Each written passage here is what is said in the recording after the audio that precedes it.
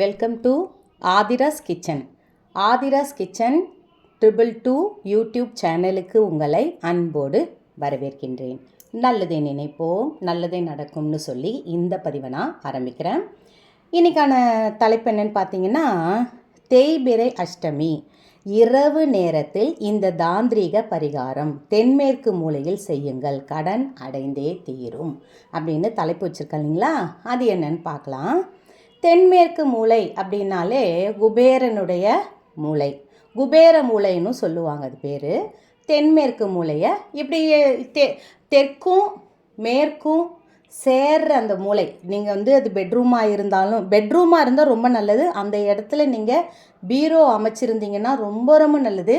இந்த தாந்திரிக பரிகாரத்தை நான் சொல்கிற இந்த பரிகாரத்தை நம்ம இரவு நேரத்தில், ஏன்னா அஷ்டமி, தேய்பிறை அஷ்டமி அப்படின்னாலே நம்மளுக்கு கடன் தேய்ந்து போவதற்கும் கஷ்டம் தேய்ந்து போவதற்கும் வறுமை ஒழியறதுக்கும் எல்லாத்துக்குமே இதை நம்ம செய்யலாம். சின்ன சின்ன விஷயங்கள் நம்ம வீட்டில் செஞ்சுக்கிட்டே இருக்கிறது மூலியமாக நம்ம வீட்டுக்கு நல்ல ஒரு அதிர்ஷ்டத்தை கொண்டு வரும். அது அந்த மாதிரி ஒரு விஷயங்கள் ஒன்று தான். இன்றைக்கி நான் ஒரு பித்தளை தட்டு எடுத்திருக்கிறேன். சில பேர் என்கிட்ட கேட்குறீங்க, அம்மா என்கிட்ட சில்வர் தட்டு இருக்குதுமா, அதில் பயன்படுத்தலாமா? பிளாஸ்டிக் தட்டு இருந்தால் கூட பயன்படுத்துங்கப்பா, தவறு ஒன்றும் கிடையாது. பித்தளை தட்டு பயன்படுத்தினா ரொம்ப நல்லது. சின்ன சின்ன காசு சேர்த்து வைக்கிறீங்க இல்லைங்களா, அந்த காசில் ஒரு தட்டு இது மாதிரி ஒன்று சின்னதாக வாங்கிக்கோங்க, ரொம்ப பெருசாக கூட வேண்டாம். திட்டமான சைஸில் ஒரு தட்டு ஒன்று வாங்கி நம்ம வீட்டு பூஜை அறையில் வைக்கிறது நல்லது. இப்போ என்ன பண்ணணும் முதல் பார்த்திங்கன்னா, முருகனுக்கு உரிய தானியம் அது என்னென்னா துவரம்பருப்பு. இந்த துவரம்பருப்பை கை நிறைய அள்ளி இந்த மாதிரி ஒரு ஓரமாக வச்சுக்கோங்க. இது வைக்கும் பொழுதே சரவண பவா, ஸ்ரீம் நமஸ்தேஸ்து மகாமாயே ஸ்ரீபீடே சரபூச்சிதே சங்கு சக்கர ஹதாஹஸ்தே மகாலட்சுமி நமோஸ்துதே. நீங்கள் அது எதுவுமே எனக்கு சொல்ல வரலைன்னா கூட மகாலட்சுமி நமோஸ்துதே என்ற மந்திரத்தை திரும்ப திரும்ப சொல்லிக்கிட்டே இருங்க. மகாலட்சுமி நமோஸ்துதே. அதுவும் வரலமான ஸ்ரீம் என்ற வார்த்தையை உச்சரிச்சுக்கிட்டே இதை செய்யுங்க. காலபைரவரை மனசில் நினச்சிக்கோங்க. நிச்சயமாக சொல்கிறேங்க, இதை நம்ம செய்ய நம்ம வீட்டில். அடுத்தது நான் என்ன எடுத்திருக்கேன்னு பார்த்தீங்கன்னா கல்லுப்பு. இந்த கல்லுப்பும் இந்த துவரம்பருப்பும் சேர்ற இடம் என்ன ஆகும்னா, அதுவும் நம்ம வைக்க போகிறது தென்மேற்கு மூலை. நீங்கள் இப்போ நிறைய பேர் என்கிட்ட கேட்பீங்க, தென்மேற்கு மூலையில் அது இருக்குமா இது இருக்குமா, எது இருந்தாலும் அந்த இடத்த ஓரம் கட்டிட்டு அந்த ஒரு மூலையாக அதை நீங்கள் வச்சு பாருங்கள். இன்றைக்கி அதுவும் தேய்பிறை அஷ்டமி அன்னைக்கு இதை நீங்கள் செய்யறது மூலியமாக நிச்சயமாக சொல்கிறேன்ப்பா, ஒரு தேய்பிறை அஷ்டமிக்கு நீங்கள் செய்யுங்க. இதை செஞ்சு நீங்கள் வீட்டில் நல்ல ஒரு அதிர்வலையை நம்ம உண்டு பண்ணுவோம். வீட்டில் இந்த மாதிரி விஷயங்கள்லாம் செஞ்சு சாதாரணமாக சமையலறையில் கூட வைக்கலாம்ப்பா. சமையலறை தென்மேற்கு மூலை. அடுத்தது என்னென்னா வெண்கடுகு. இந்த வெண்கடுகு என்பது மகாலட்சுமி அம்சம் பொருந்தியது.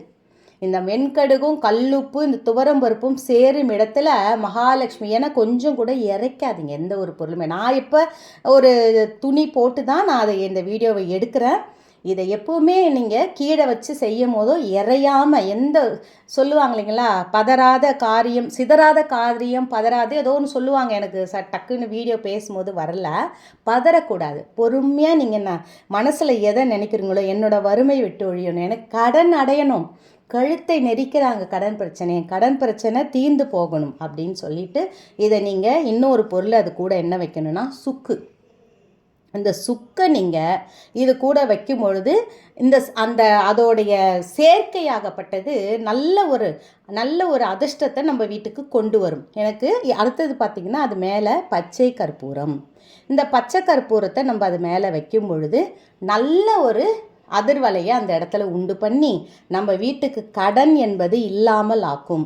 சரிம்மா, இதை தென்மேற்கு மூலையில் இன்று இரவு வச்சிடறோம், இப்போ எப்போ எடுக்கணுமா அப்படின்னு பார்த்தீங்கன்னா 3ஆம் நாள் இதை எடுத்தால் போதும். இப்போ 3ஆம் நாள் புதன்கிழமை வைக்கிற, வியாழக்கிழமை வெள்ளிக்கிழமை ஆகிடுது, பரவாயில்லன்னு சொல்லிட்டு சனிக்கிழமையோ ஞாயிற்றுக்கிழமையோ கூட எடுத்து இந்த துவரம்பருப்பை அந்த பறவைகளுக்கு போட்டுருங்க. வெண்கடுகையும் பறவைகளுக்கு போடலாம். கல்லுப்பை தண்ணியில் கரைச்சி நம்ம வீட்டில் துளசி செடி அந்த மாதிரி ஏதாவது ஒரு செடி இருந்தால் அதில் ஊற்றிடுங்க. ஏன்னா இது மகாலட்சுமி வாசம் செய்யறதுக்காக அந்த இடத்துல நல்ல ஒரு அபிவிருத்தி காமிக்கிறதுக்காக தான் நம்ம இந்த பொருளெல்லாம் வைக்கிறோம். இந்த துவரம்பருப்பு தானம் என்பதோ, இந்த வெண்கடுகு கூட கால்படாத இடத்துல போட்டுருங்க. அது பறவை எடுத்துக்கிட்டாலும் எடுத்துக்கிட்டோம். சுக்கும் இந்த கற்பூரமும் எடுத்து பூஜை அறையில் வைங்க. இதே மாதிரி ஒரு தேய்பிறை அஷ்டமிக்கு நீங்கள் செஞ்சு பாருங்கள். நிச்சயமாக நல்ல ஒரு மாற்றம் கிடைக்கும். நல்லதே நடக்கும். வெற்றி நிச்சயம். வாழ்க வளத்துடன் சொல்லி இந்த பதிவை நிறைவு செய்கிறேன். இன்னொரு பதிவோடு நான் உங்களை மீட் பண்ணுறேன்.